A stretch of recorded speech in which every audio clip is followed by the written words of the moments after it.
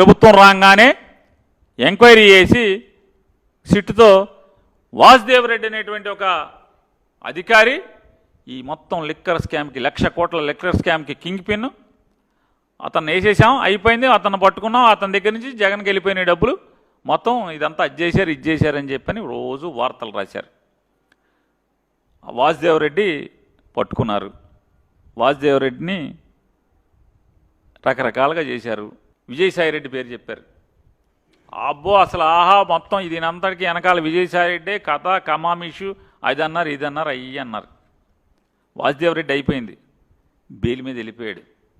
Relieve చేశారు department ప్రభుత్వం నుంచి. మీరు విజయసాయిరెడ్డి అన్నారు. అసలు మొత్తం విజయసాయిరెడ్డి కనుసన్నల్లో నడిచింది మొత్తం అంతా కూడా. సాయిరెడ్డి సాయిరెడ్డి సాయిరెడ్డి అన్నారు. సాయిరెడ్డి గారు మాయమైపోయాడు. ఏమయ్యాడు అంటే మీకు అనుకూలంగా వెళ్ళిపోయాడు, ఆయన అమాయకుడు అయిపోయాడు. వాసుదేవరెడ్డి అమాయకుడు అయిపోయాడు, సాయిరెడ్డి గారు అమాయకుడు అయిపోయాడు.